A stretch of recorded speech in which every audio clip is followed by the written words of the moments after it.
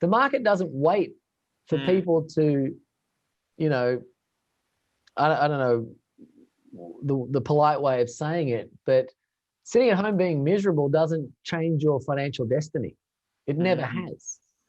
So people just have to suck it up and go. And you know, we had to suck it up and go for it. We're lucky to be in a good industry that could support it.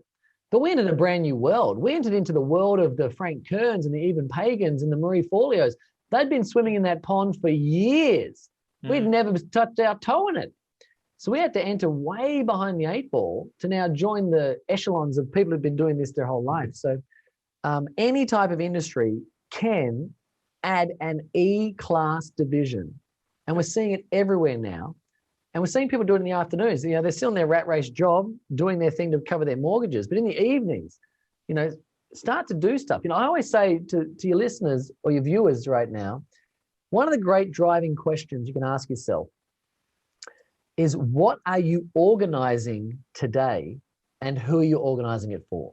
So when I get up in the morning, I'm always thinking, what am I organizing today? Am I organizing the best way to present your message at a TED Talk?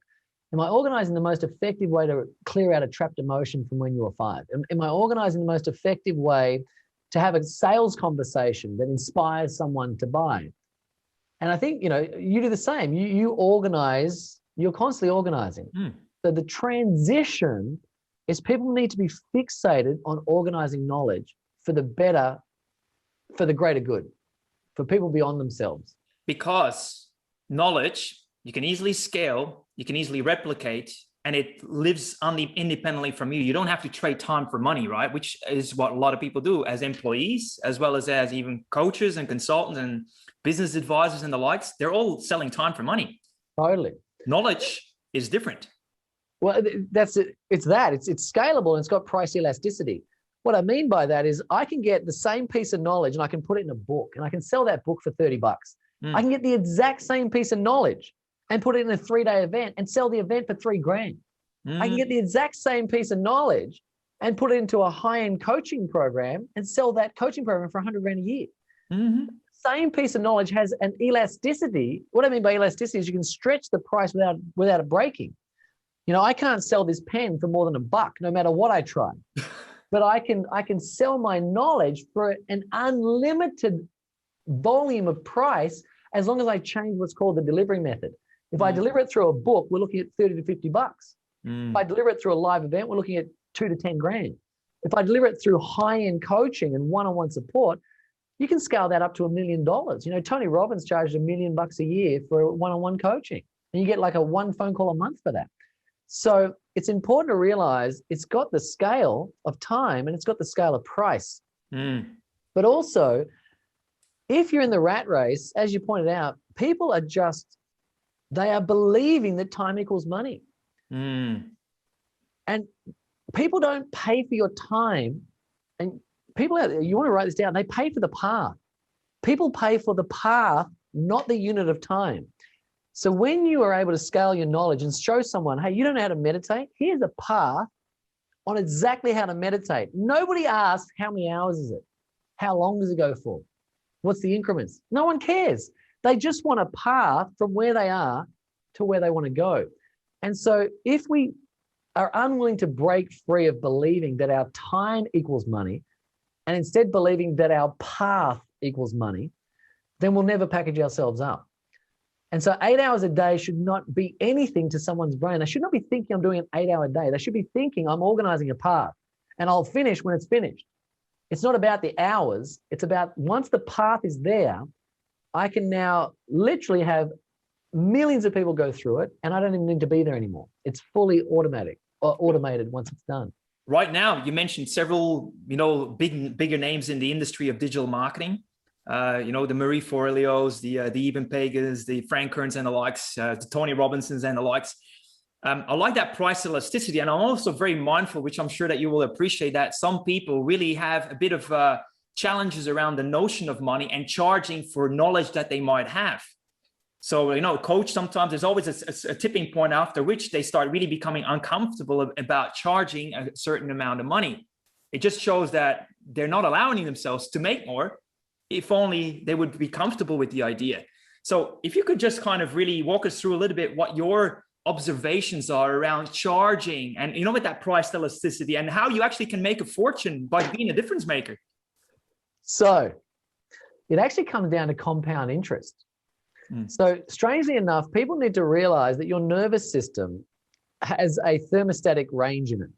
And if you go outside that thermostatic range, it has an issue with that. And so for me, I just recommend to everybody, charge the minimal amount that you can convert 100% at. So what's way more important than the amount of money you charge is the formation of a belief. You want to believe that the world pays you for your knowledge. So what would I rather? What would I rather? Someone, let's just say we've got a graph of money over time, right? We've got money over time. Would I rather your money over time graph looks like this, right? Yep. Or would I rather your money over time graph looks like this? The highs and lows. Right? Yeah. Most people are trying to do this because they're listening to all these idiots on Instagram saying, got to have a high ticket item. You got to have a 20 grand package that you can't sell ever in your life, never, but you got to have one. And they just believe this high ticket bollocks, right? Your nervous system needs to compound. It needs to compound. So I'd much rather you charge 20 bucks, 30 bucks, 40 bucks, 50 bucks, because eventually you're going to hit a point. You're going to hit a point here that Malcolm Gladwell calls the tipping point. And when you hit the tipping point, it'll be physically impossible for you to not make money doing what you love. If you compound your vibration, your nervous system correctly, you'll hit a point where for you, Bram, it's impossible for you to not make money doing what you love. You're at a point where you cannot not make money. It's true. So people need to understand that. No matter what happens to you from this day forward, there is no way you can't get paid for what you love. You hit your tipping point years ago, mate. So, but you didn't get there by going one sale, no sales for 10 months, half a sale, no sales for 2 years. You got there by consistency and momentum. So my suggestion is just forget about the price, focus on conversion. Because if you speak to 100 people and nobody buys, you'll believe nobody values your knowledge. If you speak to 100 people and 95 people buy, you will believe people pay for my knowledge. So the more you're able to increase the internal belief of conversion, eventually the price scales. Now, I'll tell you, when I hit this tipping point back in 2013, crazy stuff happened. I decided once I'd been building momentum and consistency and so on for a number of years, I hit a tipping point here and I launched a $100,000 a year coaching program, a platinum coaching program that also included a percentage performance bonus on top of that 100 grand of the increase in their EBIT from working with me, their net profit, just as a fancy way of saying it.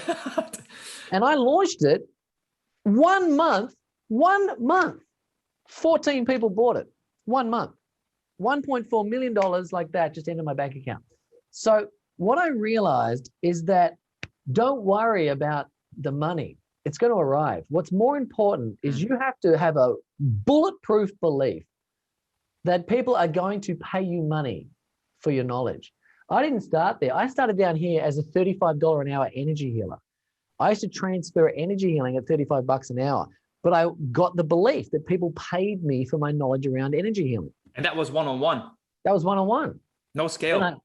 Absolutely. No scale at all. And then I went to I'm a Reiki master. I got my masters in Tibetan and Yushui Reiki, like an energy healing form. And I started to do little Reiki workshops.